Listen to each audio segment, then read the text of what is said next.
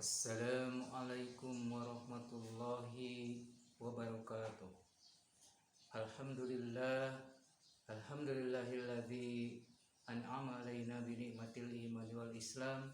Asyhadu an la ilaha illallah wahdahu la syarikalah wa asyhadu anna Muhammadan abduhu wa rasuluh. Amma ba'du. Puji dan syukur marilah kita panjatkan kepada Allah Subhanahu wa taala yang telah melimpahkan karunia dan kasih sayang kepada kita semuanya. Rahmat serta salam senantiasa dicurahkan kepada panutan kita, Habibana wa Nabiyana Muhammad sallallahu alaihi wasallam. Tak lupa kepada para sahabatnya, para tabi'in sampai kepada kita semuanya. Pemirsa yang dimuliakan Allah Subhanahu wa taala, salah satu hikmah daripada adanya bulan Rajab ini adalah Rasulullah SAW di Isra dan Mi'rajkan. Dari Isra dan Mi'raj tersebut, Nabi kita Muhammad SAW mendapatkan amanah dari Allah Subhanahu wa taala adalah sholat. Sebagaimana dalam sebuah kisah disenandungkan, jagalah sholat, jangan kau kotori, jagalah sholat lentera hidup ini. Bila sholat kau tetap jaga, hidupmu pasti bahagia, di akhirat masuk surga. Bila sholat kau lalaikan, hidupmu pasti sengsara, bila sholat kau tinggalkan, di akhirat masuk neraka.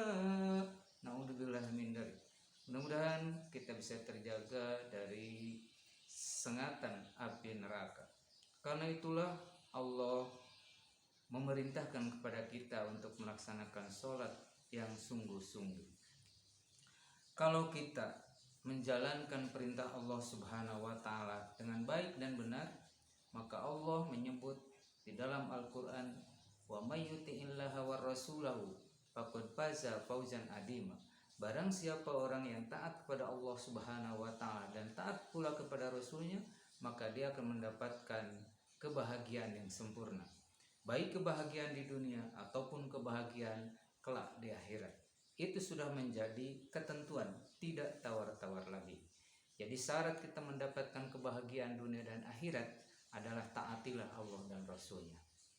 Pemirsa yang dimuliakan Allah Subhanahu wa taala, jika kita melalaikan akan sholat, dikemukakan di dalam kitab Majmu' Rasail halaman 10.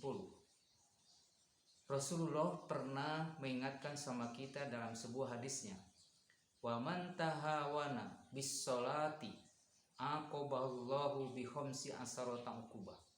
Barang siapa orang yang melalaikan, meringankan terhadap pelaksanaan sholat, maka Allah akan menyiksa, mengadabnya dengan 15 siksaan. Mana hadirin yang 15 tersebut? Pertama adalah sittun fid dunya, 6 siksa di dunia, wasalasin indal maut, dan 3 ketika kita maut, wasalasin indal liqa'i rabbih, dan 3 ketika kita bertemu dengan Allah Subhanahu wa taala. Fa'ammal lati fid dunya, siksa bagi orang yang melalaikan di dalam sholat yang 5 waktu tersebut. Ketika kita hidup di dunia, maka Allah akan menurunkan siksa. Pertama, tunja'ul barokah min umrihi, Allah cabut berkahnya dalam umurnya. Ketika dia masih hidup, napas masih berjalan, ingatan masih baik, pandangan masih jauh untuk melihatnya, telinga masih kita bisa mendengar, tapi tidak dipakai dalam jalan Allah Subhanahu wa taala, maka Allah cabut itu semuanya. Hadirin, jangankan kita dicabut penglihatan, pendengaran, kita sedikit saja sakit mata kita sudah merasa tidak nyaman, apalagi kalau Allah cabut ya kenikmatan yang Allah berikan sama kita. Nah, inilah jadi orang yang melalaikan sholat, Allah akan cabut berkah dalam umurnya. Yang kedua, tumha simas solihin, Allah hilangkan sifat kesolehannya. Karena dia melalaikan sholat, dia sholat melakukannya, tapi karena lalai, maka tidak ada arti dalam sholatnya. Kenapa? Karena dia hilangnya sifat kesolehannya. Jadi dia yang diungkapnya, yang dicarinya adalah dengan ketamakan, kemurkaan, menyombongkan diri, pada akhirnya tidak disukai Allah dan juga tidak disukai sesama manusia. Yang ketiga, kullu amalin ya'maluhu la yu'ajiruhullahu ta'ala. Yang ketiga adalah setiap amalnya tidak akan mendapatkan pahala di sisi Allah Subhanahu wa taala. Yang keempat adalah Allah akan tidak mengangkat, la yarfa'u lahu du'a'u ilas sama. Allah tidak akan mengangkat doanya ke langit, dalam artian tidak akan diterima doanya. Naudzubillahi min dzalik, ya. Karena kita ini adalah manusia, mungkin banyak harapan dan keinginan hanyalah kepada Allah Subhanahu wa taala, karena beliaulah yang akan melindungi kita, beliaulah yang akan mengabulkan maksud kita semuanya. Yang kelima adalah takhruju ruhahu bi ghairi iman. Ini yang paling merugi, ketika kita keluar dari kehidupan ini, ruh dari jasad kita bi ghairi iman, tidak membawa iman. Jadi malapetaka yang sangat besar, hadirin yang dimuliakan Allah, kalau kita kembali kepada Allah Subhanahu wa taala, kita tidak membawa iman. Karena iman itulah yang akan menyelamatkan kita hidup di akhirat kelak. Begitupun iman adalah merupakan sandaran, pedoman kehidupan kita di alam dunia ini. Orang yang beriman pasti dia akan disiplin lisannya, ya, tidak akan sembarangan berkata. Kemudian juga penglihatannya tidak akan sembarangan diperlihatkan untuk hal-hal yang negatif. Begitupun pendengarannya, penglihatannya, akalnya, semuanya. Bagi orang yang selalu disiplin dalam kehidupan masyarakat sholatnya, maka dia akan selalu memberikan motivasi dalam dirinya untuk berbuat baik. Hadirin yang dimuliakan Allah Subhanahu wa taala. Yang keenam adalah Allah sedikit pun tidak akan melihat orang itu. Nah, ini yang paling rugi. Kalau orang sudah tidak dilihat oleh Allah Subhanahu wa taala dengan pandangan rahmatnya, dengan pandangan kasih sayangnya, maka apapun yang diusahakannya tidak akan ada berarti di dalam hidupnya. Ini kan sia-sia kita hidup, ya. Hadirin yang dimuliakan Allah Subhanahu wa taala, kita hidup di dunia ini adalah tiada lain hanyalah untuk beribadah kepadanya. Maka lakukanlah salah satu aktivitas jasmaniah kita. Ibadah jasmaniah kita adalah melaksanakan sholat yang 5 waktu. Kemudian jika kita melalaikan sholat, salasin indal maut, Allah akan memberikan adab ketika kita mati. Mana? Yang pertama, ayyamuta dalilan, kita mati dalam keadaan hina, dicampakkan, ya, tidak dilihat orang, bahkan dicaci maki sama orang. Nah, inilah yang kita tidak inginkan. Yang kedua adalah ayyamuta ja'ian, matinya dalam keadaan lapar. Yang ketiga, ayyamuta apasan, dia mati dalam keadaan haus. Hadirin yang dimuliakan Allah Subhanahu wa taala, akhir hidup kita adalah kita ingin bahagia. Jangankan di akhir nanti, ya, kehidupan di dunia pun kita ingin mendapatkan kebahagiaan. Salah satu kuncinya untuk mendapatkan kebahagiaan itu adalah sholat. Sebagaimana yang diwasiatkan Rasulullah SAW kepada kita semuanya. Ausoni bis sholat, aku mewasiatkan kepada kalian semua adalah sholat. Jangan tinggalkan sholat itu. Karena dengan meninggalkan sholat, kita tidak akan mendapatkan apapun di sisi Allah Subhanahu wa taala, bahkan ancaman yang ada. Di dalam surat Ma'arij disebutkan, A'udzubillahi minasyaitonirrajim. Bismillahirrahmanirrahim. Masalakakum fi syaqor? Apa yang menyebabkan kamu masuk neraka Sakor? Qalu, dia menjawab, lam naku minal musallin. Aku ini adalah orang yang tidak memperhatikan sholat. Na'udzubillah min dzalik. Bagaimana kita untuk mencintai sholat, memperhatikan sholat? Kita harus punya rasa bahwa perintah itu adalah datang dari yang maha kuasa, yang maha kasih sayang, yang memberikan segalanya kepada kita, yang memberikan fasilitas kehidupan pada kita, sedikit pun tidak ada kekurangan yang diberikan Allah sama kita. Hadirin yang dimuliakan Allah, bagaimana Allah tidak sayang pada makhluknya, terutama kepada orang-orang yang beriman. Allah berikan segalanya, sebagaimana dijanjikan, wa may yattaqillaha yaj'al lahu makhraja.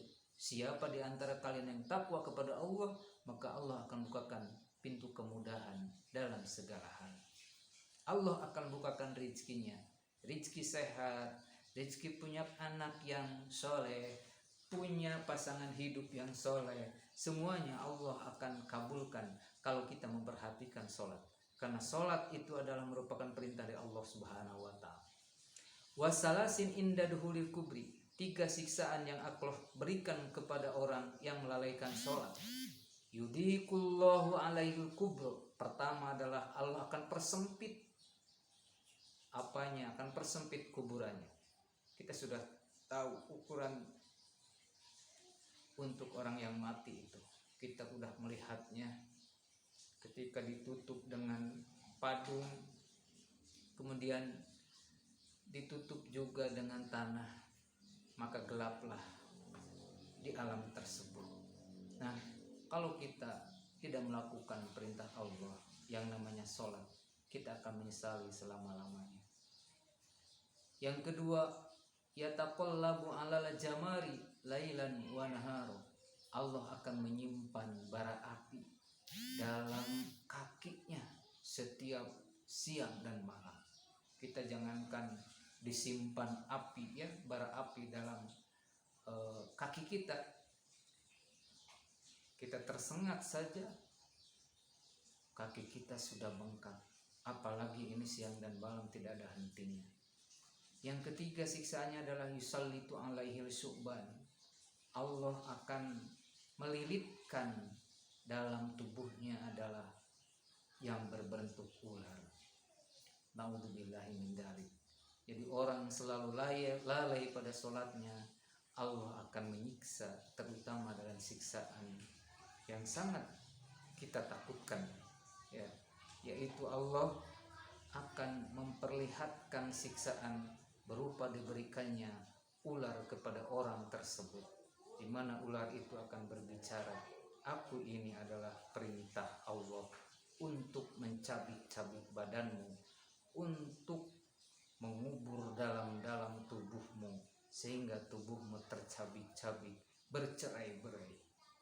Na'udzubillah. Hadirin pemirsa yang dimuliakan Allah Subhanahu wa Ta'ala, siksaan yang ketika kita bertemu dengan Allah, wasalasin inda liqa'i rabbih, 3 ketika kita menghadap Allah. Pertama, idan saqatis sama'u ya'tihi malakun wa biyadihi silsilatun dar'uha sab'una dhira'a. Apabila langit terbelah, maka datang malaikat kepada orang tersebut dengan membawakan rantai besi. Dar'uha, ukurannya sab'una dhira'an, 70 hasta. Kita bayangkan, kita jangankan diikat dengan 70 rantai hasta dalam kurun waktu, dalam kurun panjangnya saja, dalam ukuran hanya 5 senti saja, kalau dicabikan pada tubuh kita mungkin kita tidak akan kuat. Yang kedua, payu alikuha fi unuqihi payudhiluha fi pammihi wa yukhrijuha min duburihi. Artinya akan digantungkan dalam punduknya. Apa itu? Payudhiluha fi pamihi, dimasukkan rantai besi tersebut ke dalam mulutnya. Wa yukhrijuha min duburi, keluar dari duburnya. Kita jangan keluar berupa besi ya, berupa rantai besi. Keluar saja kotoran yang ada dalam tubuh kita. Kalau tidak keluar itu sangat sakit, apalagi ini dipaksa dengan siksaan. Mungkin di sini orang akan berpikir kalau hal ini akan terjadi, mungkin orang tidak akan melalaikan sholat.